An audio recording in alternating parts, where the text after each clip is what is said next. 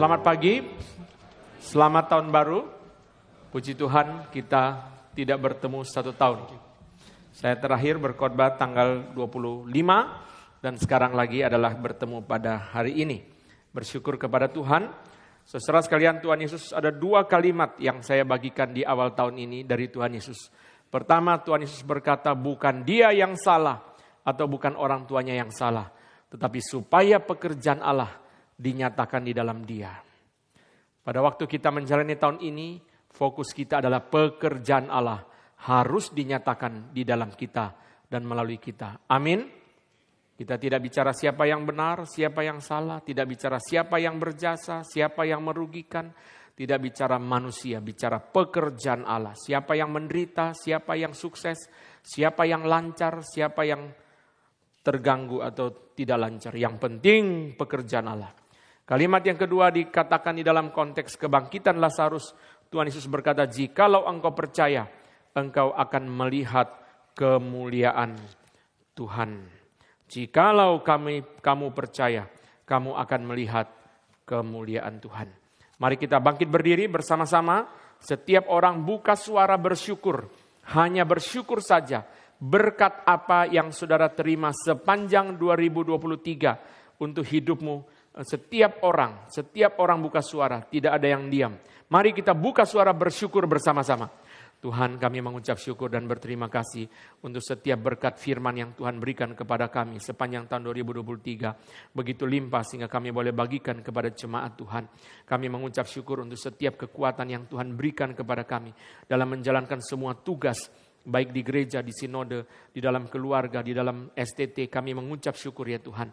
Kami mengucap syukur untuk setiap kesabaran Tuhan dan setiap pembentukan Tuhan terhadap kekurangan-kekurangan kami. Terima kasih Tuhan untuk semua berkat Tuhan yang Tuhan berikan selama tahun 2023. Dalam nama Tuhan Yesus. Amin. Mari kita menyanyi puji Tuhan. Haleluya. Kita menyampaikan selamat tahun baru kepada sebelah kiri dan kanan kita dengan ucapan syukur. Puji Tuhan, puji Tuhan, haleluya, puji Tuhan, haleluya, puji Tuhan, haleluya, puji, haleluya, haleluya, haleluya, haleluya, haleluya, puji Tuhan, haleluya, haleluya, haleluya, haleluya, puji Tuhan, puji Tuhan, haleluya, puji Tuhan, haleluya, puji Tuhan, haleluya, puji. Mari kita tepuk tangan untuk Tuhan. Silakan duduk. Pada pagi hari ini saya tidak menyampaikan khotbah awal tahun karena sudah Tuhan berikan satu firman yang sangat memberkati saya secara pribadi dan sudah dikhotbahkan di GRI Pusat pada hari Minggu yang lalu. Kesaksian hidup Henok yang diangkat oleh Tuhan. Itu adalah khotbah akhir tahun dan khotbah awal tahun yang Tuhan sudah berikan kepada saya dan Bapak Ibu bisa mendengarkan nanti siang sore di dalam channel Reform Injili. Sudah ada khotbah dari hari Minggu yang lalu. Pagi hari ini sebelum berkhotbah saya menyapa Bapak Ibu sekalian yang nanti mendengarkan rekaman khotbah ini. Setiap hari Minggu selesai kebaktian, hari Senin khotbahnya diupload di YouTube. Ada ribuan orang yang menantikan khotbah dari gereja ini. Kadang-kadang saya kemana orang berkata, Pak terima kasih untuk podcast yang sangat memberkati. Kadang orang mengatakan, Pak seluruh khotbah Bapak sudah saya dengar sampai habis yang ada di YouTube. Kalau masih ada lagi di Kebon Jeruk, apa saja, hanya suara atau catatan atau ringkasan kalau ada tolong beri, saya mau pelajari. Ada seorang berkata kepada saya, khotbah Bapak saya dengar setiap minggu 8 kali. Wah, saya bilang kali ke-9 kamu yang khotbah ya. Kenapa saudara? Dia bilang hari Minggu setelah keluar, hari Senin setelah keluar di YouTube. Senin, Selasa, Rabu setiap hari saya dengar terus. Kenapa kok diulang-ulang?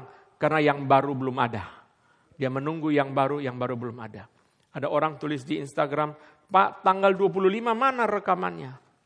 Lalu ada orang kita menghubungi, Pak, Bapak dari cabang mana? Saya bukan dari GRI, saya dari gereja lain, tapi saya mengikuti khotbah Pendeta Anton setiap minggu. Saya perhatikan kebaktian 24 sudah ada, 25 tidak ada di YouTube. Kenapa saya tidak pasang khotbah tanggal 25? Sengaja. Karena tanggal 24, 25, 30, 31, 1, banyak kebaktian. Sehingga tidak habis-habisnya kita keburu dengar khotbah. Maka satu rekaman di skip di YouTube. Tetapi rekaman dari pusat, dari Kebun Jeruk, saudara bisa dengarkan. Kiranya Tuhan juga memberkati Bapak Ibu dari kota lain, dari gereja lain, bahkan dari negara lain yang mendengarkan rekaman khotbah hari ini. Saya tidak mengenal Bapak Ibu, tetapi saya mengucap syukur untuk Bapak Ibu. Tuhan menyertai Bapak Ibu dimanapun. Mari kita bersama-sama berdoa sebelum kita merenungkan firman Tuhan. Tuhan, sekali lagi kami serahkan firman yang akan kami renungkan pada pagi ini. Kiranya Tuhan menaruh hati-Mu di dalam hati kami. Karena kami hanyalah murid-Mu, anak-Mu yang harus taat kepada Engkau secara mutlak. Berikanlah kepada kami firman-Mu. Dalam nama Tuhan Yesus kami berdoa. Amin. Lukas 23, kita masuk kepada Lukas 23 ayat yang pertama sampai dengan ayat yang kelima. Mari kita membaca Injil Lukas pasal yang ke-23. Ayat yang pertama sampai dengan ayat yang kelima. Saya mulai dan Bapak Ibu menjawab demikian seterusnya. Lukas 23 ayat 1, lalu bangkitlah seluruh sidang itu dan Yesus dibawa menghadap Pilatus.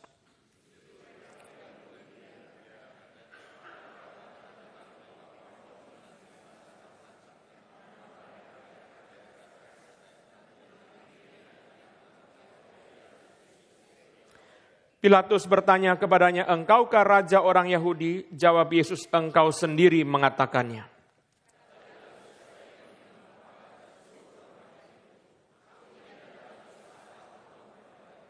Tetapi mereka makin kuat mendesak, katanya ia menghasut rakyat dengan ajarannya di seluruh Yudea. Ia mulai di Galilea dan sudah sampai ke sini. Saudara sekalian, di dalam seluruh Injil tidak banyak dicatat atau tidak ada pertemuan yang banyak antara Tuhan Yesus dengan pemimpin politik. Tuhan Yesus bertemu dengan Pilatus, bertemu dengan Herodes. Tuhan Yesus tidak pernah bertemu dengan Kaisar Romawi. Paulus bertemu dengan Kaisar, tetapi Tuhan Yesus tidak bertemu dengan Kaisar Romawi. Itu sebabnya saudara, di dalam konteks politik kita memperhatikan pertemuan Tuhan Yesus dengan Herodes, pertemuan Tuhan Yesus dengan Pilatus. Dan di sini Lukas mengangkat catatan bagaimana Tuhan Yesus dibawa oleh orang-orang Yahudi dan bertemu dengan Pilatus. Ada 4 bagian dari khotbah ini yang kita refleksikan. 2 dari imam-imam kepala, 2 dari Pilatus. Apa yang salah yang harus kita pelajari? Apa yang baik yang harus kita renungkan untuk kehidupan kita? 2 hal yang baik diselewengkan oleh imam kepala. 2 bijaksana yang baik keluar dari orang berdosa yang namanya Pilatus. Meskipun demikian kita percaya ada anugerah umum yang Tuhan berikan kepada Pilatus yang bisa kita pelajari dan bisa kita renungkan. Saudara sekalian, yang pertama-tama hal yang baik itu adalah kesepakatan. Kita lihat Lukas 23 ayat yang pertama. Lalu bangkitlah seluruh sidang itu dan Yesus dibawa menghadap Pilatus. Seluruh sidang sepakat, seluruh sidang mufakat. Seluruh sidang sudah berdiskusi, sudah berembuk. Akhirnya mereka mengambil keputusan hasil daripada satu prosedur yang benar. Saudara sekalian, ayat pertama merupakan kelanjutan daripada ayat yang ke-70 dan 71 di dalam pasal ke-22, pasal sebelumnya. Pada waktu itu, saudara, orang-orang Yahudi bertanya kepada Tuhan Yesus, kalau begitu engkau ini anak Allah? Jawab Yesus, kamu sendiri mengatakan bahwa akulah anak Allah. Lalu mereka berkata, untuk apa kita perlu saksi lagi? Kita ini telah mendengarnya dari mulutnya sendiri. Sekarang sudah jelas, dia mengaku dirinya adalah anak Allah. Bagi orang Yahudi, kalau orang mengaku dirinya anak Allah, itu adalah blasphemy, itu adalah penghujatan.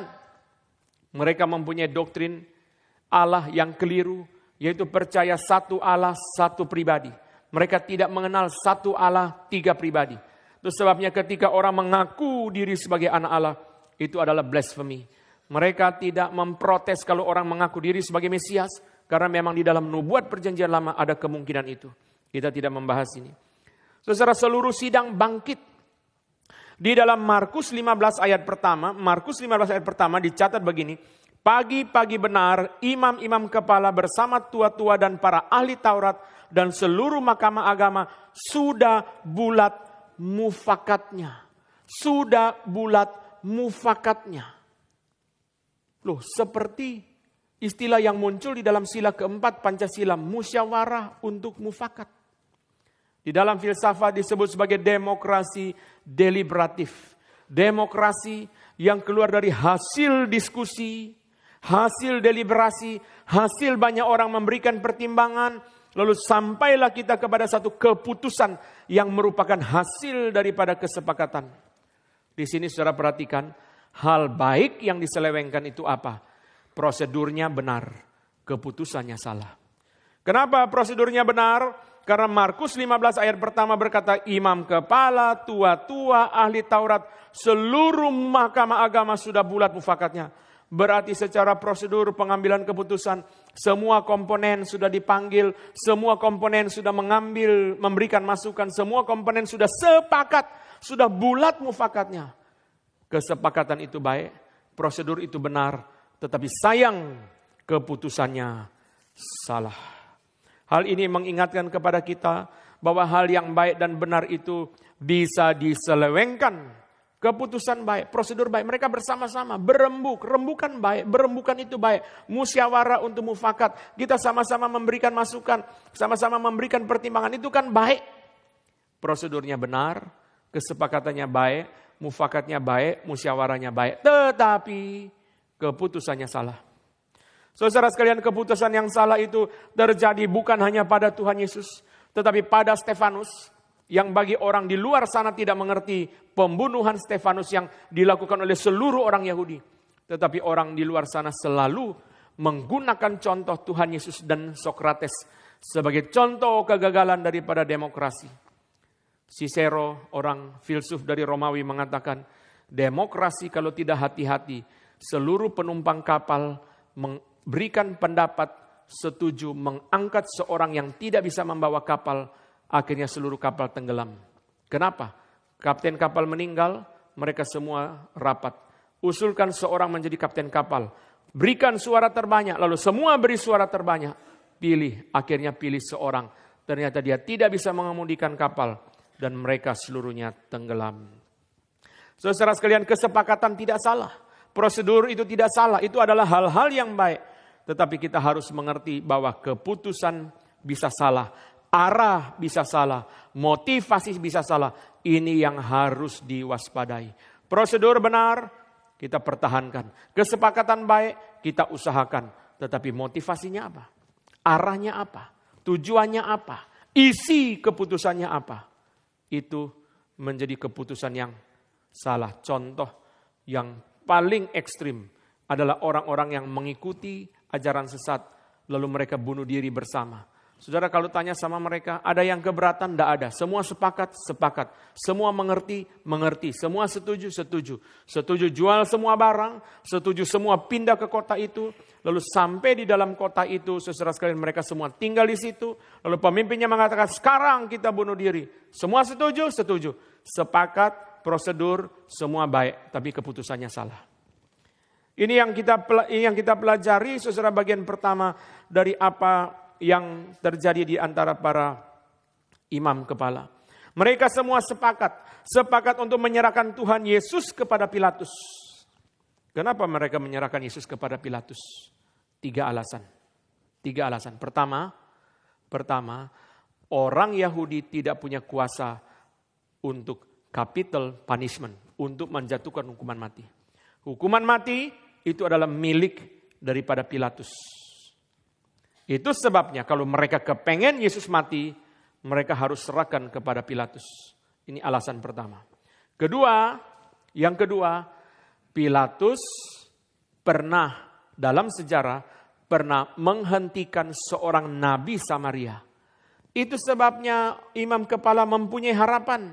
Pilatus pernah menghentikan nabi Samaria. Kalau gitu kita serahkan Yesus kepada Pilatus, mungkin juga Pilatus akan perlakukan hal yang sama kepada Yesus. Ketiga, Pilatus dan Kayafas teman baik.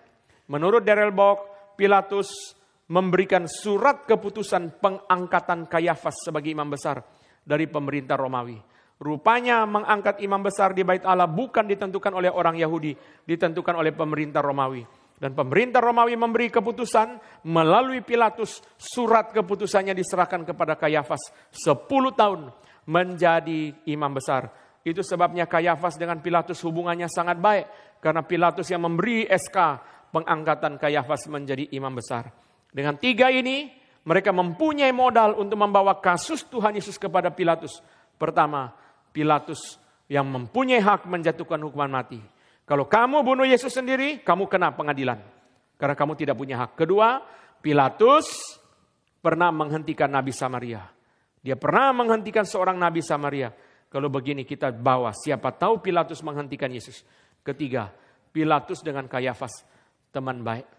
Pilatus adalah seorang gubernur. Saya sudah pernah jelaskan dalam khotbah yang lain, saya tidak ulang lagi. Pilatus adalah seorang gubernur, seorang wali negeri. Kalau kita nonton di dalam film Gladiator, kita tahu bahwa istilah yang dipakai adalah provinsi. Maka istilah gubernur itu cocok.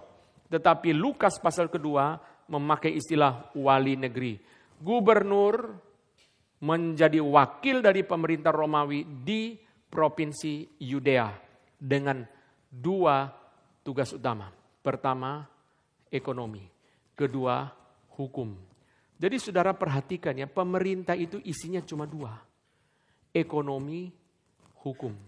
Sesuai dengan Roma 13 ayat keempat yang saya bahas di dalam podcast. Hamba Allah untuk kesejahteraanmu, ini ekonomi.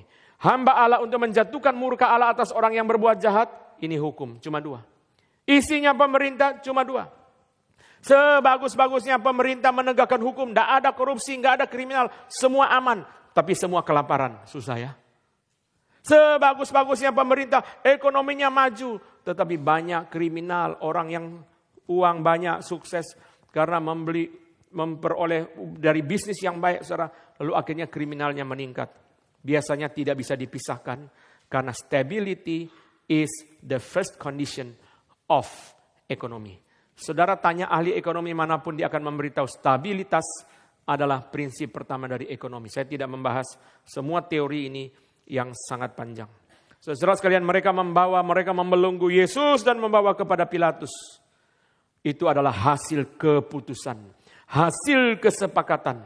Prosedur baik, kesepakatan baik, prosedur benar. Semua sudah dilibatkan, semua sudah baik, tapi keputusannya salah. Inilah yang harus kita berhati-hati. Saudara sekalian, kita harus super berhati-hati, khususnya di dalam gereja. Mari kita lihat satu contoh bagian firman yang sangat bagus sekali, saudara, menggambarkan kepada kita kesehatian. Mari kita buka Filipi pasal pertama ayat yang ke-27. Filipi pasal yang pertama ayat ke-27. Filipi pasal yang pertama ayat yang ke-27. Hanya hendaklah hidupmu berpadanan dengan Injil Kristus, supaya apabila aku datang, aku melihat. Dan apabila aku tidak datang, aku mendengar bahwa kamu teguh berdiri dalam satu roh dan sehati sejiwa berjuang untuk iman yang timbul dalam berita Injil. Kamu teguh berdiri dalam satu roh dan sehati sejiwa berjuang. Di dalam bahasa Inggris ESV, in one spirit, with one mind, striving side by side for the faith of the gospel. Saudara sekalian, menjadi satu roh, satu semangat, satu hati, satu jiwa berjuang, saling mendukung satu dengan yang lain. Itu sebabnya saudara, tugas penatua adalah mendukung hamba Tuhan untuk pekerjaan Tuhan bisa berkembang. Tugas daripada diaken diakones mendukung hamba Tuhan dan penatua. Bukan kekurangan penatua diserang oleh diaken, kekurangan diaken diserang oleh diakones. Bukan itu maksudnya dari pembentukan penatua, diaken dan diakones. Kekurangan penatua ditopang oleh diaken. Kekurangan diaken ditopang oleh diakones. Supaya satu roh, sehati sejiwa berjuang untuk iman. Dalam ESV itu side by side, striving side by side. Satu dengan yang lain. Sebelah menyebelah, bergandengan tangan untuk berjuang. Kesepakatan itu baik. Organisasi itu baik, prosedur itu baik, tetapi visi tidak boleh keliru. Patong kemarin dalam masterclass terus-menerus mengingatkan, di dalam GRII, visi pertama, organisasi mendukung visi. Bukan organisasi menghambat visi, bukan organisasi menghalangi visi. Visi pertama, organisasi mendukung visi. Organisasi mengikuti visi. Itulah ada prinsip yang harus sama-sama sehati sejiwa. Saudara bersyukur semua calon adalah orang-orang yang kita sudah kenal semua, yang sudah melayani bersama-sama semua. Ini adalah sesuatu yang sangat indah. Kemarin dalam doa pagi saya katakan, hati saya bersyukur karena semua calon penatua selalu mengikuti doa pagi. Ini adalah sesuatu yang sangat indah bagi gereja kita. Semua calon penatua selalu mengikuti doa pagi. Berarti ada hati untuk pekerjaan Tuhan, ada hati untuk mendukung pekerjaan Tuhan, paling sedikit melalui doa berlutut setiap Sabtu pagi. Saudara bisa membayangkan kalau di dalam satu gereja reform diangkat penatua, diaken, diakones. Lalu saudara mereka tidak sehati untuk gerakan reform. Sebagian penatua, sebagian diaken berkata, mari kita ganti teologi gereja ini menjadi teologi sukses. Itulah kegagalannya. Kok bisa gereja reform jadi teologi sukses? Kok bisa gereja reform jadi teologi karismatik? Berarti saudara sehati sejiwa berjuang itu sangat penting. Inilah yang harus kita betul-betul doakan dari penatua, diaken dan diakones. Menjadi orang-orang yang sehati berjuang. Pertama, prosedur dan kesepakatan itu hal baik. Itu hal yang kita pertahankan. Tapi jangan keliru motivasi, jangan keliru tujuan, jangan keliru apapun. Kita jaga sehingga semua baik. Bukan hanya dalam gereja, di dalam rumah, di mana saja saudara sekalian. Kadang-kadang mama itu tidak sadar ya. Papanya marah-marah di dalam rumah, mama anak pertama, kedua, ketiga, keempat, semua duduk di ruang tamu, lalu papanya ngomel-ngomel. Waktu papanya ngomel-ngomel, mamanya tidak sadar nyeletuk ke anak keberapa yang duduk sebelah dia. Papamu memang gitu orangnya. Kalimat simpel itu bikin anak itu kurang respect sama papanya. Mamanya jengkel sama papanya, jangan ngomel-ngomel di sebelah. Ngomel begini bikin dia benih, dia memberontak papanya. Mamanya bisa curhat, rasa puas, lega, curhat. Perasaan dia kepada anak yang di sebelah dia, anak, oh ternyata mama aja gak setuju sama papa. Kalau begini apa? Mama lah yang menciptakan benih pemberontakan kepada anak, kepada papa. Yang paling kacau apa saudara? Dia bikin kesalahan, mamanya mengatakan, nanti lapor papa. Lalu saudara ketemu papa nanti lapor mama. Ya. Jadi mereka orang dua saling lapor-laporan saudara. Anak-anak itu mengatakan dua orang ini gak beres ya. Papa takut mama, mama takut papa. Mereka dua saling lapor menjadi lingkaran setan di dalam rumah ini. Kita harus berhati-hati. Prosedur baik, kesepakatan baik. Tapi tujuan, motivasi, isi semua tidak boleh keliru. Kalau keliru menjadi sangat bahaya. Ini pertama. Kedua, saudara, hal baik apa yang diselewengkan oleh imam kepala. Kita lihat ayat 5. Lukas 23 ayat ke-5. Tetapi mereka makin kuat mendesak. Mereka makin ngotot. Ini saya punya terjemahan. They kept on insisting. Mereka makin ngotot. Saya sudah menjelaskan dalam penjelasan pasal 22. Bahwa orang Farisi tidak akan puas sebelum keinginan mereka tercapai. Kalau Pilatus tidak menyalibkan Yesus, mereka akan terus kejar sampai Kaisar Romawi sekalipun. Karena niat mereka sudah bulat. Harus menyingkirkan Tuhan Yesus. Saudara sekalian di sini kita mengerti. Saudara ngotot. Istilah ngotot ini adalah istilah yang saya sukai saudara dan saya pakai untuk menerjemahkan istilah yang muncul di sini. Bahasa Yunaninya adalah epischuo. E-P-I-S-C-H-U-O. Epischuo. Epischuo saudara diterjemahkan mereka makin kuat mendesak. They kept on insisting. Mereka kuat mendesak. They were more fierce. Makin keras ngototnya. Istilah begini bagus, ngotot itu bagus. Ngotot untuk Tuhan, ngotot untuk kerajaan Allah, ngotot penginjilan, ngotot berdoa, ngotot baca Alkitab, ngotot mengejar kekudusan, ngotot untuk mencari jiwa. Semua baik. Semua hamba Tuhan di dalam dunia ini yang sungguh-sungguh dipakai Tuhan, tidak ada yang tidak ngotot, termasuk Patong sendiri. Ngotot terus. Ngotot itu hal baik. Tetapi di sini saudara ngototnya mereka adalah untuk hal yang jahat, yaitu ngotot untuk menyingkirkan Tuhan Yesus. Saudara dengar kalimat ini di sini dengan baik. Istilah Yunani epischuo di seluruh perjanjian baru hanya muncul sekali di sini. Istilah epischuo di seluruh perjanjian baru. Karena perjanjian lama pakai bahasa Ibrani.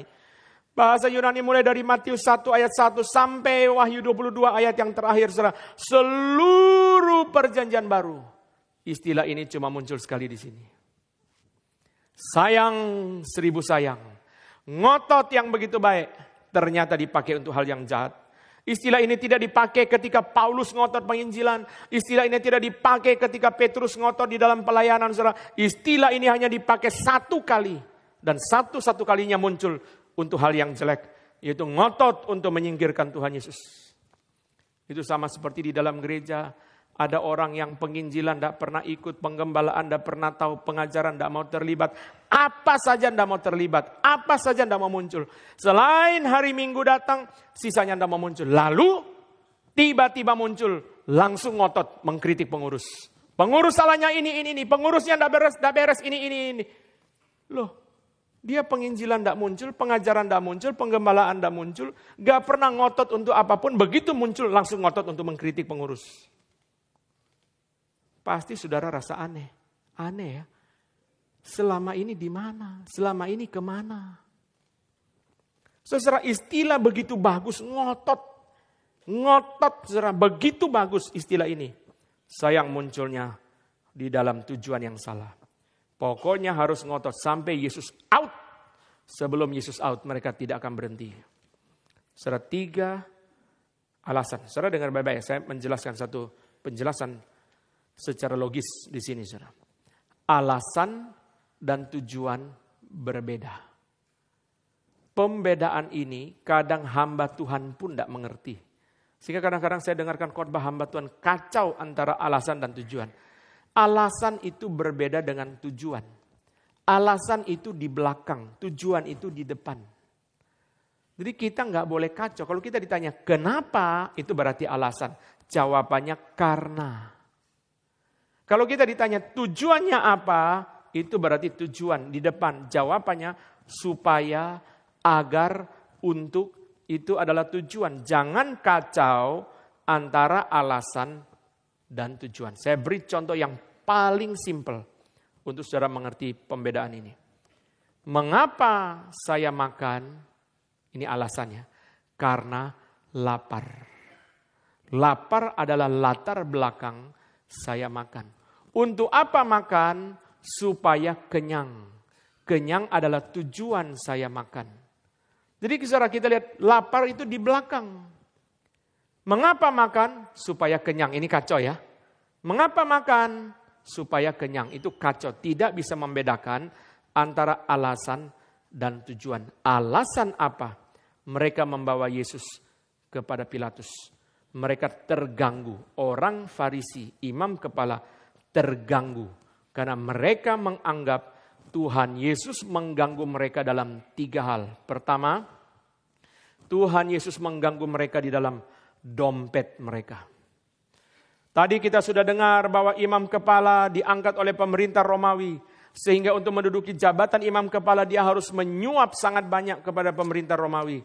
Karena itu ketika sudah duduk sebagai imam kepala dia harus mengadakan perdagangan di dalam bait Allah.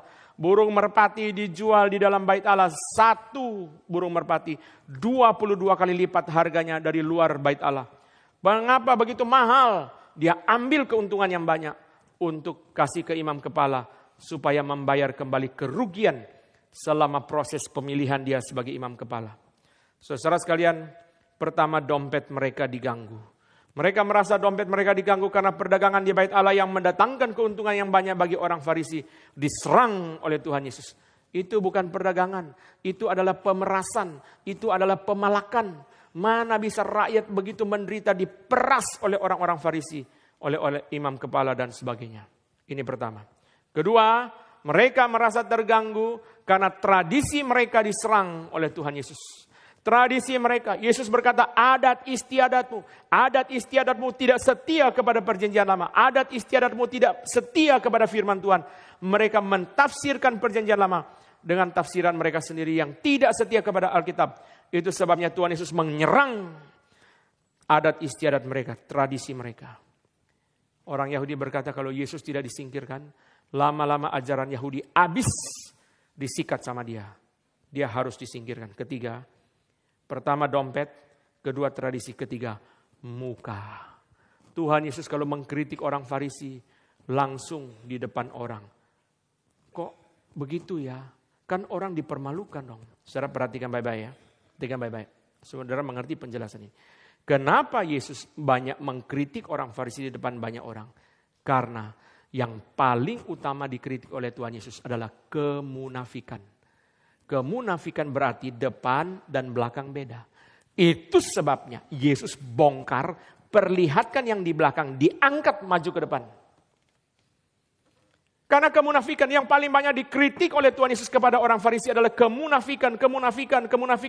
Saya tolong orang pada hari Sabat, kamu tidak boleh. Tapi kalau kamu kambingnya masuk lubang hari Sabat, kamu angkat kambingmu. Mana lebih penting? Saudara, ada banyak sekali kemunafikan, depan dan belakang berbeda. Itu sebabnya Yesus mengkritik mereka di depan banyak orang. Bukan demi menyakiti mereka, tetapi demi membongkar kemunafikan. Yaitu depan dan belakang yang berbeda itu. Pertama, dompet diserang karena banyak pemerasan. Kedua, tradisi diserang karena banyak pengkhianatan kepada perjanjian lama. Ketiga, muka dikritik karena banyak kemunafikan. Saudara sekalian, Tuhan Yesus menyampaikan kebenaran dengan motivasi yang pasti, tulus dan murni di hadapan mereka dan di hadapan Tuhan. Lalu, sudah 3 alasan ini, apa tujuannya mereka bawa Yesus kepada Pilatus? Menyingkirkan Tuhan Yesus. Alasan sangat kuat, tujuan sangat kuat, demi menyelamatkan ajaran mereka, demi menyelamatkan muka mereka, demi menyelamatkan dompet mereka, maka Yesus harus disingkirkan. Bagaimanapun caranya, ngotot sampai Tuhan Yesus disingkirkan. Itu sebabnya, saudara perhatikan di sini, mereka beri 3 tudingan. Mari kita lihat ayat 2. Lukas 23 ayat 2. 3 tuduhan, 3 tudingan. 3 tuduhan. Saudara perhatikan di sini. Di situ mereka mulai menuduh dia. Mulai berarti apa? Berarti tuduhan tidak cuma satu ya. Terus. Satu tuduhan dibantah, tuduhan kedua, tuduhan ketiga karena mulai menuduh. Terus, tuduhan pertama. Telah kedapatan oleh kami. Berarti seolah-olah Yesus ini ketangkap basah ya. Telah kedapatan oleh kami. Saudara bayangkan ya, fitnahnya sampai begitu rupa. Tidak betul, tidak terjadi begitu. Tuduhan berarti tidak terjadi begitu. Mereka memfitnah begitu rupa dengan tuduhan yang begitu meyakinkan. Saya mau tanya sama saudara. Coba saudara jawab sendiri dalam hati ya. Kalau saudara hidup di zaman Yesus, saudara percaya nggak omongan imam kepala? Refleksi diri ya. Yang ngomong imam kepala, tua-tua, ahli Taurat, semua orang penting loh. Kalau yang ngomong tukang beca, pedagang keliling di Yerusalem, tidak usah digubris, itu orang gila. Kalau saudara di zaman Yesus, saudara percaya nggak omongan imam kepala? Nanti kita akan belajar dari Pilatus ya. Pilatus percaya enggak? Nanti kita akan belajar. Saudara kira-kira percaya enggak? Saudara usah jawab saya. Nanti malu-maluin ya. Saudara jawab dalam hati aja. Saya pun akan percaya. Jangan bilang saudara. Kenapa? Yang ngomong imam kepala, yang ngomong ahli Taurat, yang ngomong orang penting-penting semua. Yang ngomong adalah orang-orang yang siang malam baca Alkitab. Jangan bilang saudara, saya pun kalau hidup dalam zaman Yesus, saya pun akan ketelan bulat-bulat provokasi dan fitnahan mereka. Saudara, apalagi mereka berbicara hal-hal yang begitu meyakinkan, dengan bahasa-bahasa yang begitu meyakinkan. Saudara dengar baik-baik kalimatnya Charles Finney. Ini satu kalimat yang sangat luar biasa. Dengar baik-baik kalimat dari Charles Finney.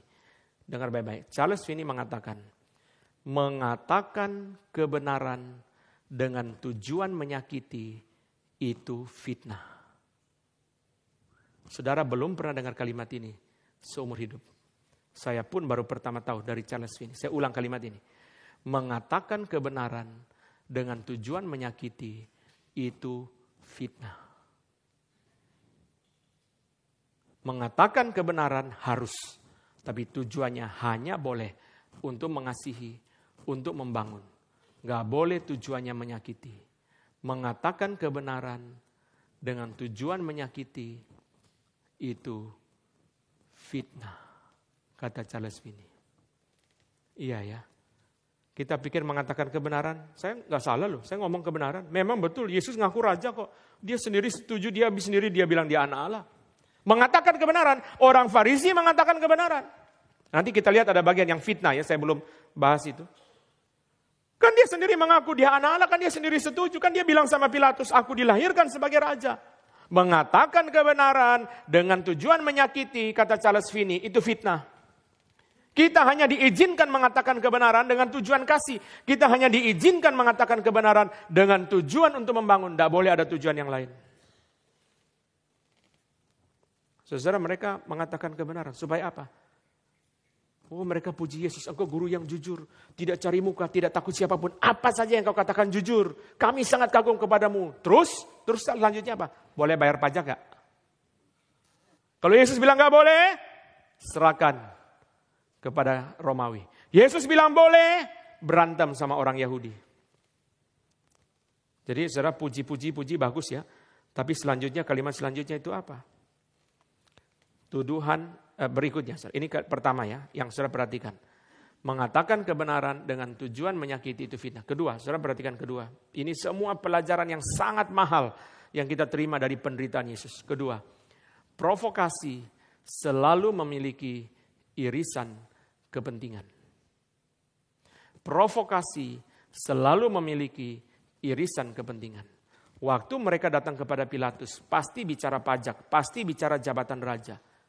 Kalau mereka datang kepada Pilatus, Pilatus ini ya, orang ini melanggar ulangan pasal sekian keluar. Pilatus bilang, maaf ya, bukan urusan itu urusan ini urus sendiri.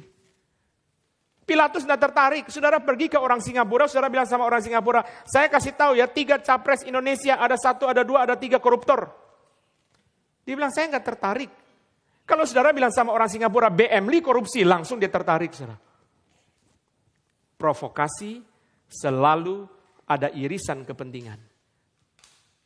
Provokasi tidak akan dilangsungkan kepada orang yang tidak ada hubungan. Buat apa? Provokasi, buat apa menghasut? Tidak ada hubungan. Presiden Uruguay koruptor, terserah dialah. Kita nggak ada urusan sama kita, saudara. Itu sebabnya saudara, mereka bicara hal yang berkaitan dengan Pilatus. 3 tuduhan. Pertama, mereka menuduh saudara, Yesus, mereka tidak sebut nama Yesus, ini paling sedih buat saya ya. Di dalam semua omongan mereka tidak satu kali pun sebut nama Yesus. Nama yang begitu agung, nama yang begitu mulia, nama yang diberikan kepada manusia, manusia beroleh keselamatan. Tapi bagi orang Farisi, nama itu begitu cemar. Mereka bilang orang ini, dia, orang ini, dirinya. Pertama, tuduhan pertama. Yesus dituduh menyesatkan bangsa. Apa maksudnya? Maksudnya, bagi orang Yahudi, Yesus dianggap nabi palsu. Dia menyesatkan bangsa. Dia mengajarkan kepada kita ajaran lain yang tidak sesuai Alkitab. Mereka tuding Yesus sebagai nabi palsu. Loh, tapi itu kan tidak ada hubungan sama Pilatus. Hubungan sama Pilatus apa? Istilah menyesatkan atau istilah mentwist itu saudara sekalian, bahasa lainnya adalah mereka berkata, orang ini provokator. Kalau sudah muncul istilah provokator di Indonesia, sebentar lagi diciduk sama polisi. Dia menyesatkan bangsa. Dia memprovokasi orang-orang Yahudi supaya mereka melawan orang Romawi. Dan biasanya provokasi itu selalu ada elemen yang nyambung secara rasional. Buktinya apa? Yesus menyesatkan, menghasut orang Yahudi. Buktinya salah satu murid dia namanya Simon, orang Zelot. Zelot itu partai politik yang tugasnya, yang visinya mengkritik pemerintahan Romawi. Ada bukti. Buktinya apa? Muridnya Simon orang Zelot. Berarti secara dia mengumpulkan orang untuk menghantam Romawi. Pilatus tidak tertarik mau nabi palsu kek, mau nabi sejati kek, bukan urusan dia. Tetapi begitu bicara hasutan berkaitan dengan pemberontakan subversi kepada Romawi, itu yang Pilatus tertarik.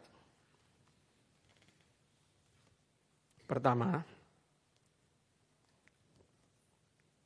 provokasi, ada irisan kepentingan.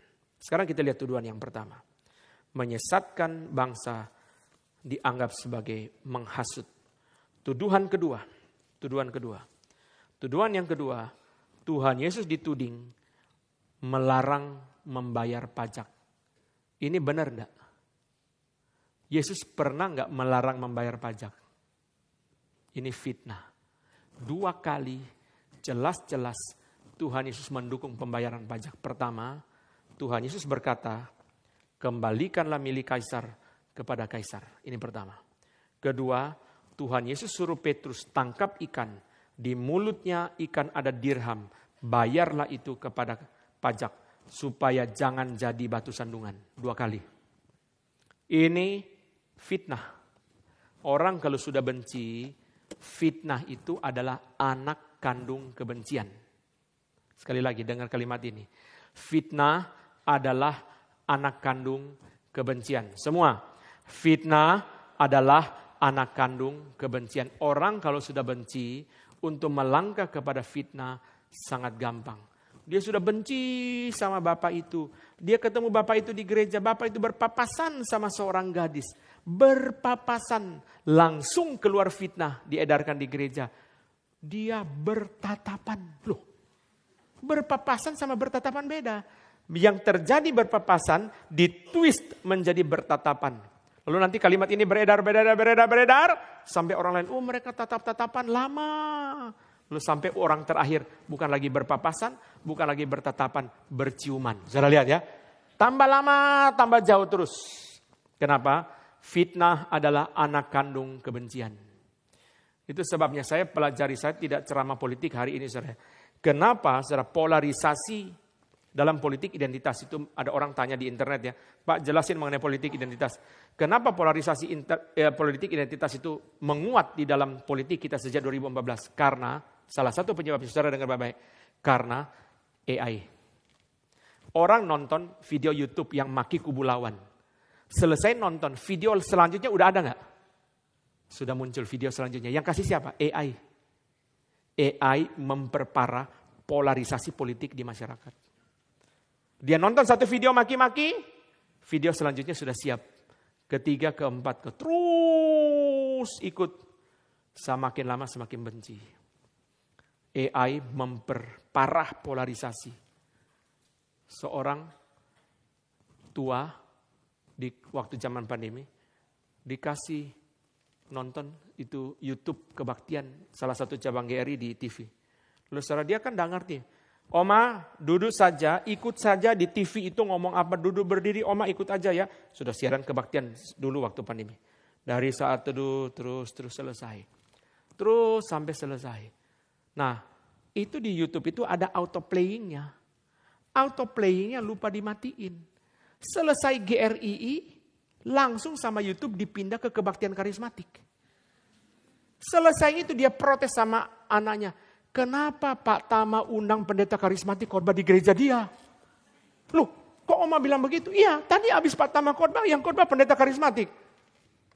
Karena AI, karena itu putar terus muncul. Jadi akhirnya saudara dia rasa, loh ini gereja reform kok jadi karismatik. Saudara sekalian itu fitnah. Kedua, tudingan ketiga, Yesus mengklaim diri sebagai raja. Tuhan Yesus sendiri bilang sama Pilatus, aku dilahirkan sebagai raja. Tetapi kerajaanku bukan dari dunia ini. Kalau kerajaanku dari dunia ini, pengikutku akan datang. Mereka akan melawan dan melepaskan aku. Berarti sudah jelas, Yesus mengaku dirinya raja, tapi bukan kerajaan dari dunia ini. Saudara perhatikan, nanti kita lihat dalam bagian ketiga ya. Tudingan pertama, Yesus menyesatkan bangsa, memprovokasi. Tudingan kedua, Yesus melarang pembayaran pajak. Tudingan ketiga, Yesus mengklaim diri raja. Dari 3 tudingan ini, Pilatus tertarik yang mana? Coba lihat ayat 3. Lukas 23 ayat 3. Pilatus tertarik yang mana? Yang ketiga. Pertama tidak, kedua tidak, yang ketiga. Nanti saya akan bahas di poin ketiga ya. Saudara perhatikan, Pilatus tertarik yang ketiga. Itu sebabnya di ayat yang kelima mereka ulang poin pertama. Saudara lihat ayat 5. Tetapi mereka makin kuat mendesak, katanya ia menghasut rakyat dengan ajarannya. Kenapa mereka ulang poin pertama? Karena poin pertama tidak disambut oleh Pilatus. Kenapa mereka tidak ulang poin kedua? Robert Stein berkata mereka tahu bahwa Pilatus juga tahu itu fitnah. Itu sebabnya ketika mereka ulang, poin pertama yang diulang, poin kedua tidak diulang. Saudara bisa ikuti ya. 3 tudingan. Pertama, menghasut, provokator. Kedua, melarang bayar pajak. Ketiga, mengklaim diri raja. Pilatus hanya fokus kepada yang ketiga. 1 dan 2 dia tidak tertarik. Itu sebabnya mereka ulang yang ketiga. Ulang yang pertama. Kenapa mereka ulang yang pertama, saudara? Karena mereka tahu yang kedua itu tidak ada buktinya.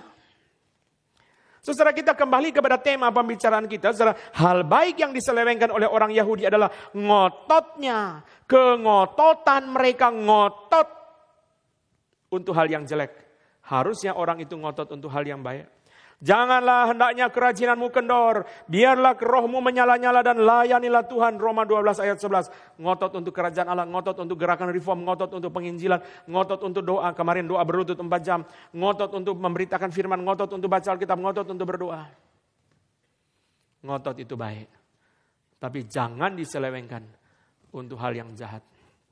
Patong cerita, saya lupa. Sudah agak lama cerita ini. Saudara. Dia pergi ke kota mana, saudara sekalian. Lalu saudara dia ketemu pendeta-pendeta majelis itu lagi sibuk telepon-telepon.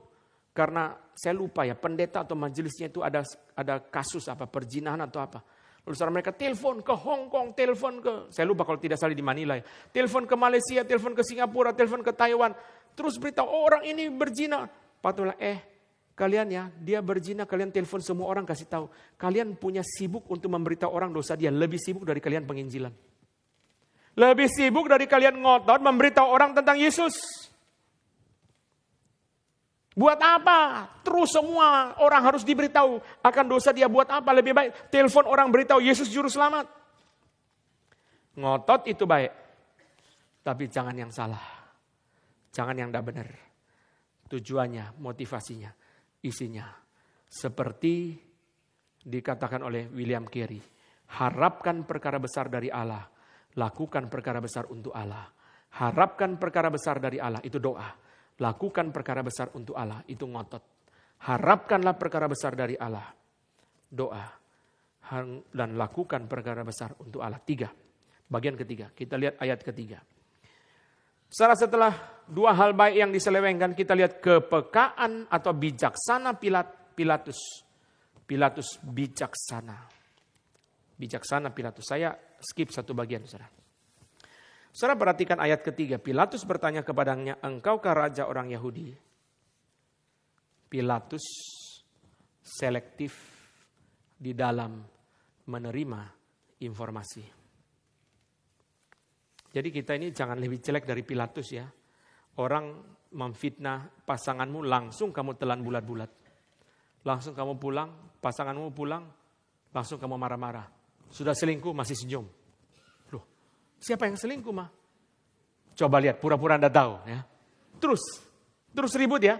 Kenapa saudara? Sudah kemakan. Itu framework penafsiran saudara. Simple aja saudara. Kita ini gampang sekali dipengaruhi. Saudara kalau orang beritahu rumah makan itu ada kecoa saudara ya. Sampai mati setiap kali lewat depan situ selalu mikirnya apa? Kecoa. Padahal itu kebenaran atau fitnah, enggak tahu loh. Ada orang bilang di situ ada kecoa. Waktu makan tinggal separuh, kepalanya nongol lagi, ya. Bakminya semuanya enggak diingat, yang diingat kepalanya nongol ke atas itu. Itu adalah view yang paling buruk, saudara. Lalu saudara kita diberitahu itu. Setiap kali kita lewat situ saudara selalu pikir kecoa. Pemiliknya sudah ganti 3 kali, pegawainya sudah ganti 7 kali, tetap aja pikiran kecoanya sulit dihapus.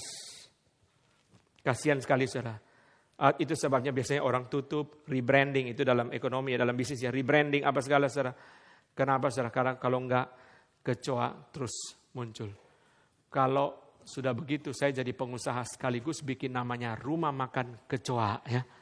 Sudah populer kok namanya saudara, sekaligus diledakkan sekaligus. Saudara sekalian, perhatikan Pilatus tidak sembarang terima informasi. Yang dia terima hanya poin ketiga. Poin pertama, poin kedua, dia tidak sembarang terima informasi. Kenapa, saudara? Kalau tidak, saudara sekalian, kadang-kadang orang bukan niat jahat, kadang-kadang dia juga salah informasi. Terutama orang tua, ya, terutama orang tua, saudara. Itu kalau forward di grup WA, saudara mesti hati-hati. Saudara, kadang-kadang forward ada gempa bumi, saudara, lalu dikirim di grup. Kita baca di detik.com enggak ada, baca di CNN enggak ada. Lalu pada heran, kita enggak mau, biarin aja, berita banyak di WA. Ada orang lapor, Pak, itu bapak itu atau ibu itu kirim di grup WA, Pak. Itu kalau diklik isinya gambar porno, Pak. Loh, iya dia nggak buka, saudara, cuma ada gempa bumi di mana, langsung di forward. Nah dia lihat, saudara, ternyata dalamnya itu semua gambar porno, saudara. Wah, akhirnya bingung, bagaimana caranya, kacau ini, masa di grup gereja jadi begini. Wah, kacau, hapusin semua, atau tutup grupnya, atau gimana, wah. Apalagi dulu sebelum WA bisa delete, kan sekarang kan bisa panjang, bisa delete. Dulu kan setelah lewat sejam sudah tidak bisa delete. Wah, bagaimana ini? Ini semua orang jadi, wah, gak karu-karuan, saudara. Kenapa, saudara? Karena kadang-kadang kurang paham teknologi. Itu faktor yang terjadi, terutama pada orang-orang yang lebih tua. Saya masuk ke Instagram, saudara. Instagram memberitahu orang umur 65 tahun ke atas. Hanya 2%, 3% yang buka Instagram. Kebanyakan buka Facebook. Orang daerah yang di pedalaman kebanyakan buka Facebook. Jarang buka Instagram. Yang Instagram anak remaja, anak-anak di kota, saudara. Memang, saudara, kalau orang yang sudah lebih tua, lebih sulit, saudara, mengikuti teknologi. Saya pernah ngajari orang pakai smartphone, ya, sampai kurang sedikit stroke, saudara. Saya download, saya kasih dia HP, download itu WhatsApp. Lalu saya kasih HP, saya kirim HP, lalu saya telepon ke HP yang lain. Saya jelasin cara buka WhatsApp. Cari gambar kayak telepon warna hijau. Dia pencet yang telepon, saudara. Di situ nanti ada kotak-kotak kosong. Tapi ini nomor semua, Pak. Yang mana? Cari yang warna hijau. Ini kok di tempat saya jadi hijau semua, Pak. Aduh. Bapak cari anak muda di gereja, suruh diajarin. Kalau saya telepon lama-lama saya stroke, ya. Enggak, gimana, Pak? Susah. Lalu saudara sudah telepon. Sudah kasih smartphone, sudah telepon. Besok lusa kita telepon lagi. Kok ada ringtone, lagu dangdut, lagu rock. Kenapa, saudara? Karena dia kalau nelpon, pakai smartphone tuh smartphone-nya ditempel di pipi kayak HP zaman dulu, saudara, ditempel. Jadi tombolnya kepencet terus, saudara. Jadi ringtone kepencet saudara. Wah, Pak, itu enggak usah ditekan seperti HP Samsung zaman dulu ditekan. Susah, orang sudah ada umur memang beli HP yang cuma SMS sama telepon, kasih dia itu sudah aman. Pakai ini aja. Papa, ini hijau merah. Kalau terima telepon hijau, kalau stop merah. Sudah, enggak usah SMS, enggak usah alarm, enggak usah. Pokoknya kalau kita telepon hijau, terima. Tidak mudah. Saudara sekalian, Pilatus tidak sembarang terima informasi. 3 tuduhan, dia terima hanya yang ketiga. Robert Stein mengatakan Pilatus tahu tuduhan kedua tidak benar. Tuduhan pertama tidak jelas. Tuduhan kedua tidak benar. Itu sebabnya dia tidak tertarik kepada tuduhan. Ini bijaksananya seorang yang belum percaya, tetapi diberi anugerah. Pilatus bukan orang baik. Pilatus itu orang jahat, saudara. Tetapi secara anugerah umum memberikan kepada kita satu pelajaran. Dia ada bijaksananya sendiri.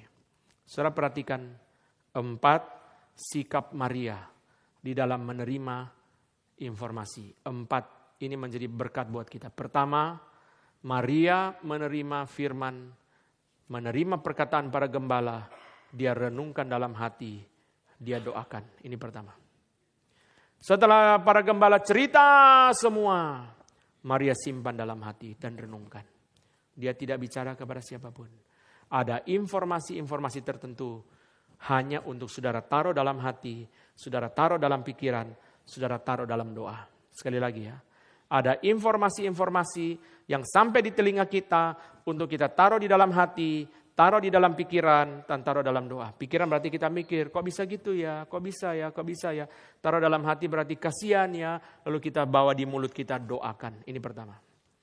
Kedua, saudara, ketika Maria diberitahu oleh malaikat, engkau akan mengandung, melahirkan seorang laki-laki, Maria bertanya, Bagaimana bisa terjadi? Saya belum bersuami, saya belum menikah. Ada informasi yang kita terima, saudara, kita responnya dengan pertanyaan. Mesti tanya. Jangan telan bulat-bulat, tanya.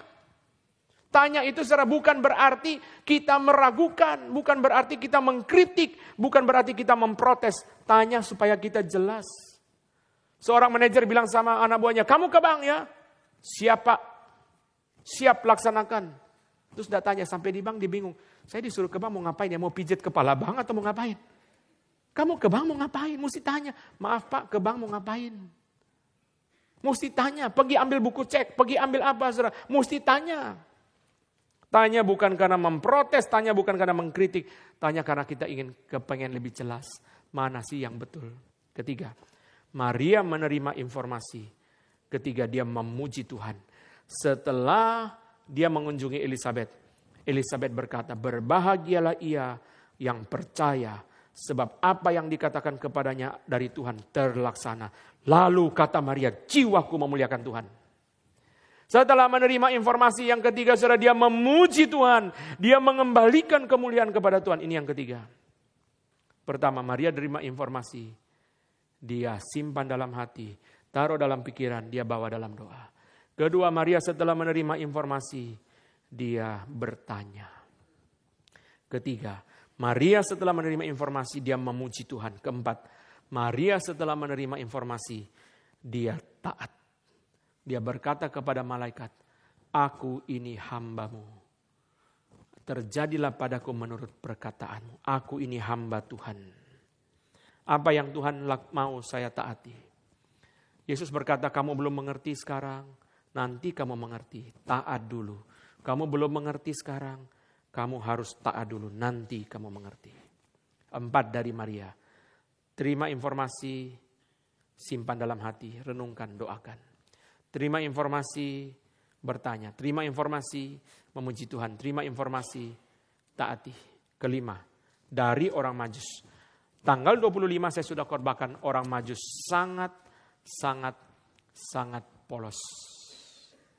Herodes bilang sama mereka, pergi ya, selidiki. Nanti kalau sudah dapat informasi, datang ke sini beritahu. Nanti saya juga mau menyembah dia.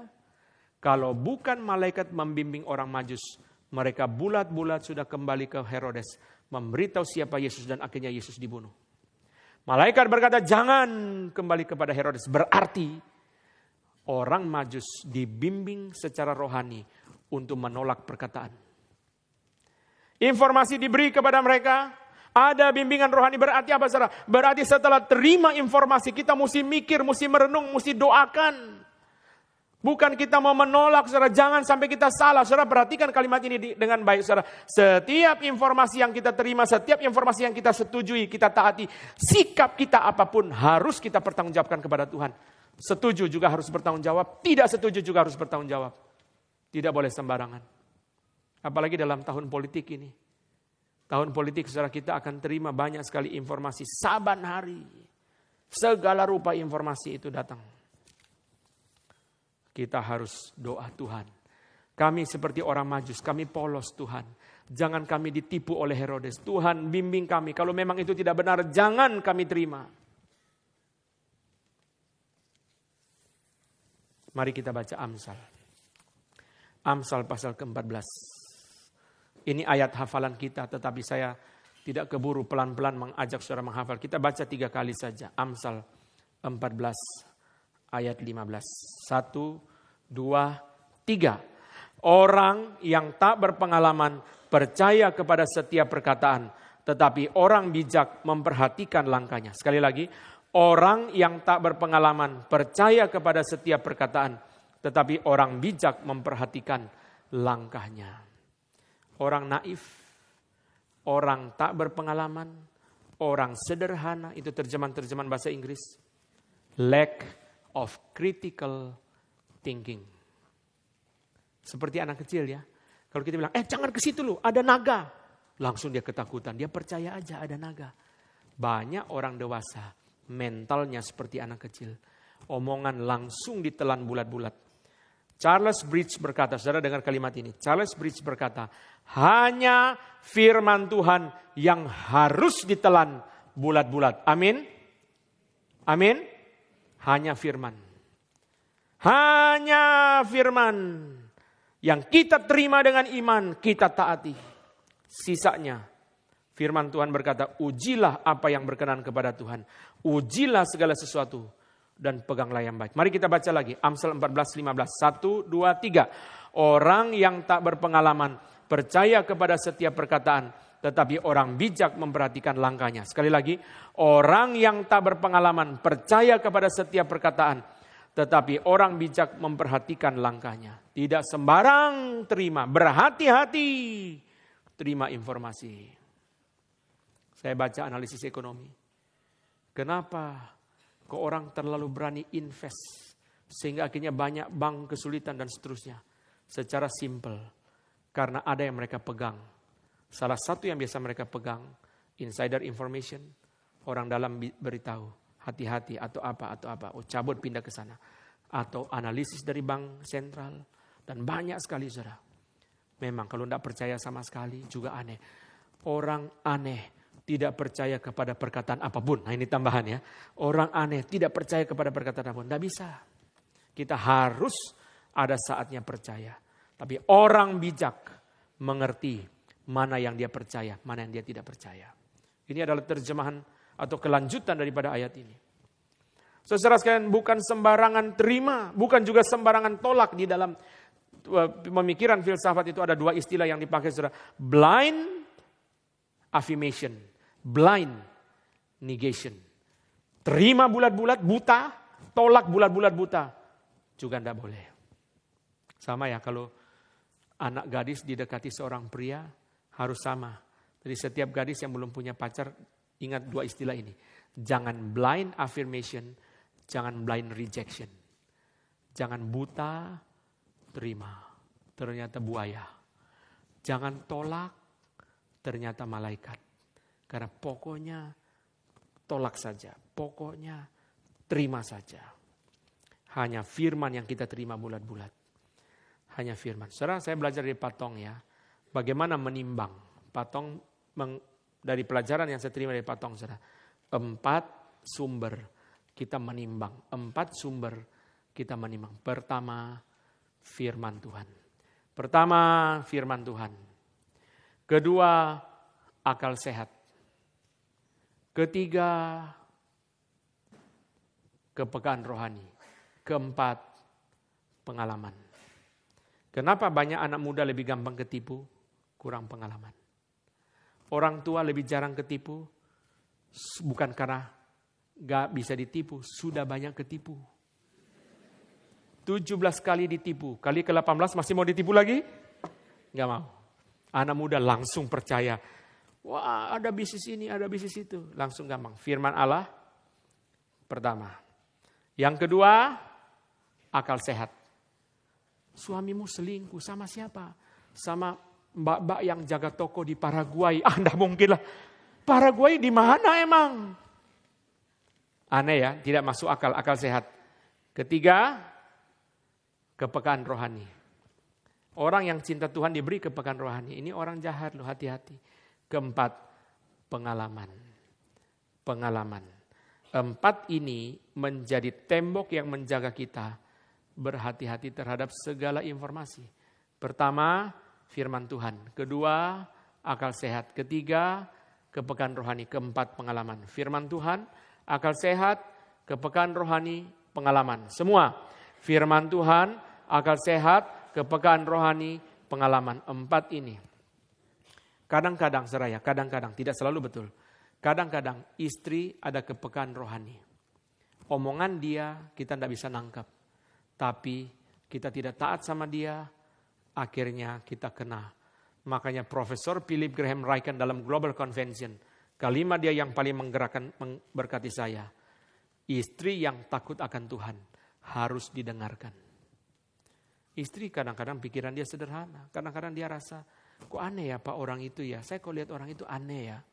Mama gak ngerti. Memang orangnya dari dulu kayak gitu modelnya. Nah berarti suaminya percaya ya. Setelah ketipu ternyata mama betul memang aneh. Itu Philip Graham Ryken berkata, istri yang takut akan Tuhan, dengarkan dia. Mungkin dia bisa keliru. Tapi jangan sembarang menolak. 4 itu yang membawa kita kepada pertimbangan-pertimbangan. Bukan blind rejection, semua tidak dipercaya. Bukan blind affirmation, semua diterima. Juga enggak betul. Seorang gadis yang terima asal pria datang, mungkin dia terima utusan setan. Seorang gadis yang tolak siapa saja, mungkin dia tolak utusan malaikat, utusan Tuhan. Itu kerugian terjadi kepada dia sendiri di dalam hidupnya. Bagian keempat, terakhir waktu sudah mau sampai, tetapi kita harus selesaikan khotbah ini. Bijaksana yang datang dari Pilatus, orang berdosa, tetapi di dalam anugerah umum Tuhan beri dia bijaksana. Keempat, Pilatus melihat ketidakberdosaan Kristus. Ayat yang keempat, Lukas 23. Kata Pilatus kepada imam-imam kepala dan seluruh orang banyak itu, aku tidak mendapati kesalahan apapun pada orang ini. Apa maksudnya Pilatus tidak mendapati kesalahan? Apakah Pilatus mengerti bahwa Yesus itu adalah nabi atau utusan Allah atau Allah sendiri yang tidak berdosa? Pilatus tidak mempunyai pemahaman teologis sebegitu mendalam. Paling sedikit Pilatus mengerti Yesus bukanlah orang yang membahayakan Romawi. Istilah daripada Joel Green, bagi Pilatus Tuhan Yesus adalah a harmless eccentric. Orang aneh cuma tidak berbahaya. Ya, Pilatus berkata, aku tidak mendapati kesalahan apapun pada orang ini. Tidak ada yang salah. Dia tidak berbahaya. Dia tidak melawan Romawi. Ini menjadi sesuatu yang sungguh sangat aneh. Kenapa secara sangat aneh? Karena Pilatus orang berdosa bisa memahami, bisa melihat ketidakberdosaan Yesus. Sedangkan imam kepala yang siang hari baca Alkitab tidak bisa melihat ketidakberdosaan Yesus. Kita mesti hati-hati. Ini satu bijaksana loh. Jangan sampai karyawanmu yang terbaik kamu singkirkan. Marketingmu yang terbaik, gara-gara provokasi sebagian karyawan, kamu pecat. Akhirnya dia pindah ke kompetitor. Langsung kamu kewalahan. Sama orang tua sama anak. Anak kepahitan. Karena dia tidak salah, dituding bersalah oleh papa mamanya. Mesti berhati-hati. Berhati-hati, jangan sampai yang salah kita tidak bisa lihat kesalahannya. Yang tidak salah kita tidak bisa lihat ketidakbersalahannya.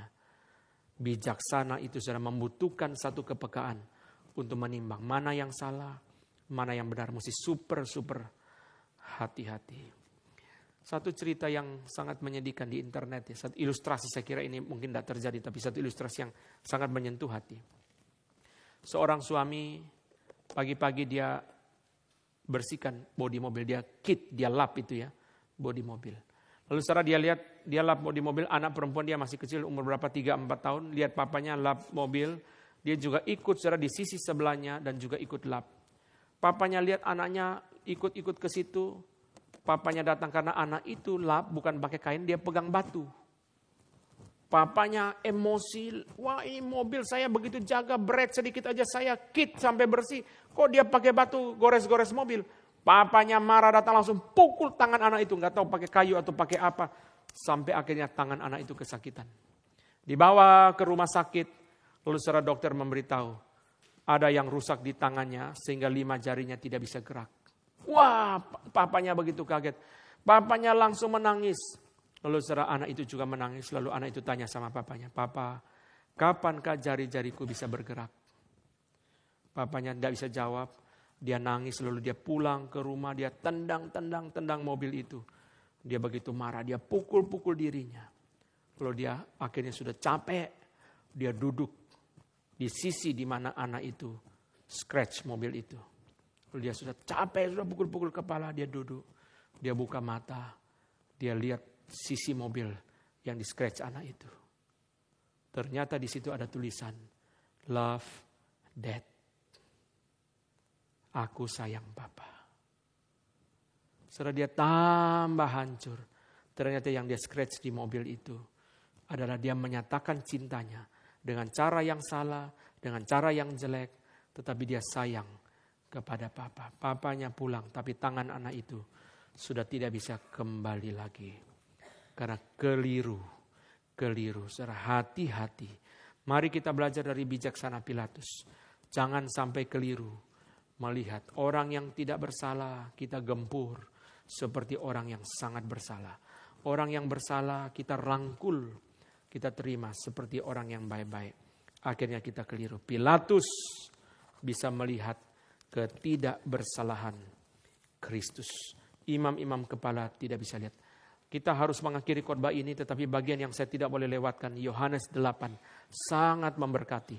Mari kita akhiri dengan bagian ini. Yohanes pasal ke-8, ayat yang ke-7 dan ayat yang ke-11. Saya tidak membahas bagian ini dengan panjang. Yohanes 8 ayat yang ke-7. Dan ketika mereka terus-menerus bertanya kepadanya, ia pun bangkit berdiri lalu berkata kepada mereka, barang siapa di antara kamu tidak berdosa, hendaklah ia yang pertama melemparkan batu kepada perempuan itu. Ayat 11, jawabnya, tidak ada Tuhan. Lalu kata Yesus, aku pun tidak menghukum engkau.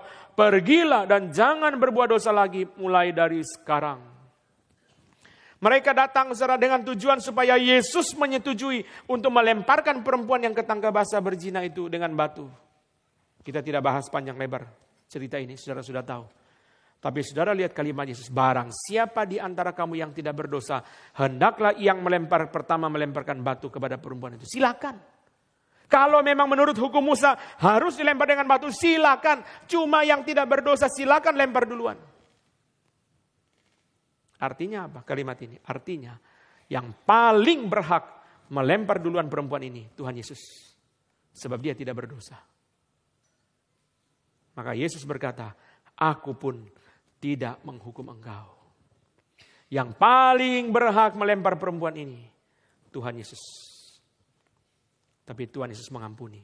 Kenapa dia berhak mengampuni? Karena dia berhak menghukum. Kenapa Yesus berkuasa membebaskan perempuan ini dari dosa? Karena dia sendiri tidak berdosa. Yesus berkata, pergilah dan jangan berbuat dosa lagi mulai dari sekarang. Berarti perempuan itu dimampukan untuk tidak berbuat dosa. Karena Yesus tidak berdosa, kitalah yang berdosa. Dia berkuasa melepaskan kita dari dosa. Dia sendiri tidak berdosa. Dia berkuasa mengampuni karena dia berkuasa menghukum. Yang sayang, orang Yahudi tidak bisa melihat dosa mereka. Mereka juga tidak bisa melihat ketidakberdosaan Kristus.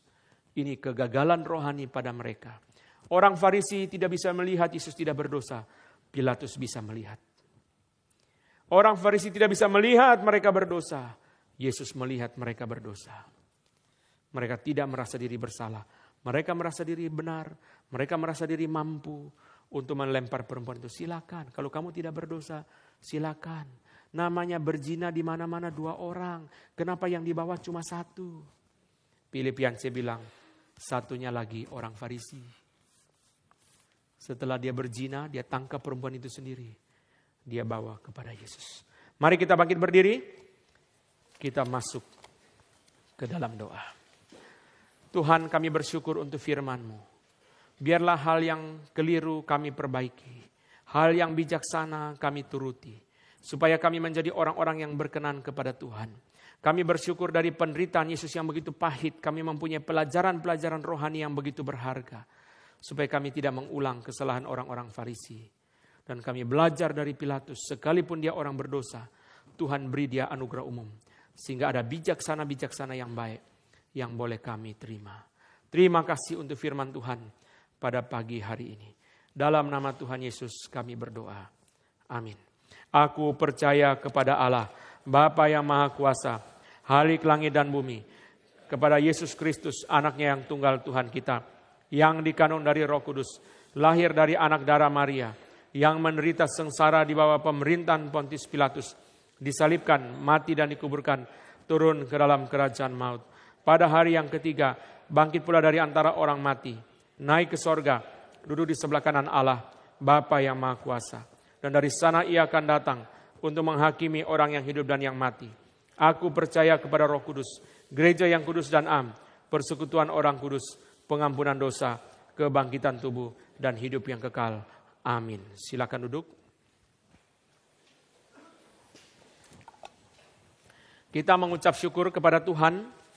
Sidang tahunan sinode sudah selesai dan sudah dipilih badan pengurus sinode yang baru Di dalam anugerah Tuhan saya diminta kembali untuk melanjutkan tugas sebagai ketua Badan Pengurus Sinode untuk periode yang kedua. Di dalam pemilihan anggota Badan Pengurus Sinode yang dilakukan oleh kurang lebih 500 lebih anggota atau delegasi sidang yang memiliki hak suara dari seluruh cabang, dari seluruh dunia, dan juga institusi-institusi, oleh kemurahan Tuhan saya memperoleh suara atau poin yang paling banyak. Dan Patong dan juga pimpinan Sinode, Dewan Konsistori meminta saya menjalankan tugas ini. Ini adalah satu kegentaran yang sangat berat. Saya menyampaikan kepada teman-teman, kalau boleh ganti orang lain, bisa belajar dari Patong. Tetapi pimpinan Tuhan tidak mengizinkan, sehingga saya melanjutkan lagi tugas di dalam 4 tahun yang ke depan. Mohon Bapak Ibu bisa mendoakan untuk tugas yang tidak mudah di dalam memimpin akan Badan Pengurus Sinode di dalam tahun-tahun yang ke depan. Kita tidak tahu apa yang terjadi. Dari sidang Sinode kemarin juga kami mengumumkan pada hari ini bahwa Pendeta Calvin Bangun akan mengakhiri pelayanan di tengah-tengah kita di dalam beberapa minggu ini. Pendeta Calvin akan diangkat menjadi gembala sidang di MRII Manado. Dan Pak Calvin dalam 1-2 minggu ke depan mungkin sudah pindah ke Manado untuk melayani di sana. 2 tahun yang lalu Patong sudah pernah menyampaikan kepada sebagian dari pengurus di Kebon Jeruk ini bahwa Pak Calvin dipersiapkan untuk menjadi gembala sidang. Saya berkata kepada teman-teman, kalau Pak Calvin dipindah menjadi asisten di tempat lain, saya terus terang kurang setuju. Karena kami sangat baik, sangat melengkapi. Saya kalau khotbah minggu selalu perjanjian baru. Saudara perhatikan Pak Calvin kalau khotbah selalu perjanjian lama. Itu saya tidak nyuruh dia. Itu cara Pak Calvin melengkapi saya. Pak Un khotbah selalu perjanjian baru, maka dia khotbah selalu perjanjian lama. Nanti Samson lah, lalu Gideon lah, saudara tahu itu kan? Selalu perjanjian lama. Itu adalah cara Pak Calvin melengkapi saya. Banyak kami bagi tugas melayani di gereja ini, saudara. Pernikahan kami bagi, VLV kami bagi, banyak PA Rabu dan sebagainya. Secara pribadi, saya sangat sulit kalau Pak Calvin pindah, apalagi lanjut sebagai ketua sinode. Tetapi saya berkata kepada teman-teman di sinode, berkata kepada teman-teman di Kebon Jeruk, kita tidak punya hak menghalangi masa depan Pak Calvin. Gak mungkin Pak Calvin dikurung terus selama-lamanya menjadi asisten saya, itu tidak benar. Dia punya masa depan, biarlah dia menjadi gembala gereja, memimpin pengurus. Dia juga mengambil keputusan sebagai gembala sidang. Dan Manado akan diproyeksikan menjadi cabang yang penting di timur. Kenapa? Saudara perhatikan. Karena Halmahera dan Sulawesi Tengah ada nikel. Itu sebabnya Manado menjadi hub dari atas. Setiap hari sebelum pandemi 5-7 flight dari China, dari mana saya tidak tahu, Taiwan dan sebagainya, pergi ke situ.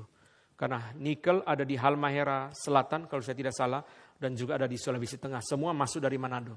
Maka di Manado akan dibangun gedung besar dengan kapasitas 1.700 orang. Lebih besar dari Kebon Jeruk. Dan Pak Calvin ditaruh di situ, diharapkan bisa membangun satu gereja yang sangat besar. Saya bersyukur secara satu sisi sedih, satu sisi bersyukur. Semua yang melayani sama-sama saya, satu persatu diangkat oleh Tuhan. Pertama, Pendeta Jack pernah melayani sama-sama di Semarang. Tuhan angkat dia menjadi gembala Gary Bandung. Bulan Maret akan menggantikan Pendeta Jimmy, memimpin gereja yang besar. Sekarang Pak Calvin diangkat lagi. Vikaris Marvin di Solo sudah diberitahu bersiap-siap, mungkin akan diangkat menjadi gembala sidang. Dulu kami melayani sama-sama di Semarang. Bersyukur teman-teman yang sama-sama melayani, Tuhan tidak tinggalkan, satu-satu diangkat oleh Tuhan dan diberkati. Itu sebabnya saudara sekalian kita bersiap hati. Kami hamba-hamba Tuhan harus bersiap hati memikul salib yang lebih berat. Karena Pak Calvin memegang sangat banyak pelayanan di gereja kita. Kita harus lepas untuk Pak Calvin memimpin gereja. Kalau satu hari Manado jemaatnya lebih banyak dari Kebon Jeruk pun, kita harus berkata, puji Tuhan. Amin. Rela enggak aminnya, saudara? Harus rela untuk Tuhan, untuk kerajaan Allah. Pak Calvin adalah pengkhotbah yang khotbahnya sangat bagus. Saya percaya di Sulawesi Utara mungkin Pak Calvin khotbahnya paling bagus. Saya berharap Tuhan pakai dia untuk memberkati gereja yang penting. Saudara mau tidak mau timur harus diperhatikan. Karena perkembangan dari tambang, perkembangan dari IKN, dan sebagainya. Tidak bisa terus di Jawa. Tidak bisa terus di Jawa. Dari Jakarta kami sudah kirim Pak Jack dari pusat. Lalu Pendeta Ivan Raharjo dikirim ke Singapura. Vikaris William dikirim ke Samarinda. Lalu saudara sekalian Vikaris Tommy nanti akan dikirim ke Palembang. Dan sekarang gilirannya di Kebonjeruk. Jadi cabang-cabang yang lain. Pendeta-pendeta layer kedua yang penting. Akan satu persatu diangkat untuk menjadi gembala sidang di kota-kota lain. Saudara sekalian, ini adalah pengumuman dari sidang sinode. Dari gereja kita sendiri, saudara sekalian diperkenalkan, diingatkan Bapak Ibu bisa memotret calon-calon yang diperkenalkan untuk kita bawa dalam doa secara pribadi sebelum pemilihan pada tanggal 21, 2 minggu yang akan datang. Calon penatua ada 9 orang. Calon penatua ada 9 orang. Saudara bisa foto, ada fotonya dan ada pelayanan mereka. Bapak Andreas Chandra, Bapak Andi Hendra, Bapak Daniel Hartanto, kemudian Bapak Edi Sutanto, Bapak Elias Thomas, Bapak Erwin Sudarma, kemudian Bapak Jerome Wijaya, Bapak Yosef Budi, dan Bapak Robert Tobing. Penatua hanya pria, di GRI penatua hanya pria, kita tidak jelaskan ini. Kemudian calon diaken, ada sejumlah nama lagi. Bapak Andre Wijaya, Bapak Antonius Tenoyo, Bapak Catur Handoyo, Bapak Fabio Lumantau, kemudian Bapak Harwin, Bapak Hendra Lesmana, Bapak Henry Cham, Bapak Herman Suryadi, kemudian Saudara Mario, Bapak Marwan, Saudara Riawan, dan Bapak William. Ini adalah calon diaken, juga hanya pria. Kemudian lagi adalah calon diakones, Ibu Pimpin, Ibu Yuneke, Ibu Grace, Ibu Joan, kemudian Ibu Lili Andariani, Ibu Lili Hartanto, Ibu Melda, Ibu Neti, kemudian Ibu Syanti, Ibu Susi, dan Ibu Yuliana. Ini adalah diakones, hanya perempuan. Dan saudara bisa mendoakan kalau saudara kelewat tadi, saudara kepengen datanya bisa minta ke sekretariat, saudara foto, saudara doakan untuk memilih nanti tanggal 21. Dengan ini kami umumkan bahwa seluruh kepengurusan di gereja kita akan berakhir per 4 Februari ketika dilantik penatua, diaken, diakones, dan pengurus yang baru. Jadi Bapak Ibu yang melayani di departemen, tim kerja, di PA apapun, saudara sekalian diinformasikan bahwa kepengurusan akan berakhir per 4 Februari. Sebagian kita akan melayani kembali, sebagian kita mungkin akan melayani pada waktu yang akan datang. Pada Bapak Ibu yang selama ini sudah melayani, tetapi akan berakhir sementara waktu pelayanannya. Kami mengucapkan terima kasih dan ucapan syukur untuk pelayanan kita bersama-sama. Kita menyongsong pelayanan yang baru di dalam pengaturan yang baru, menuju kepada gereja yang established.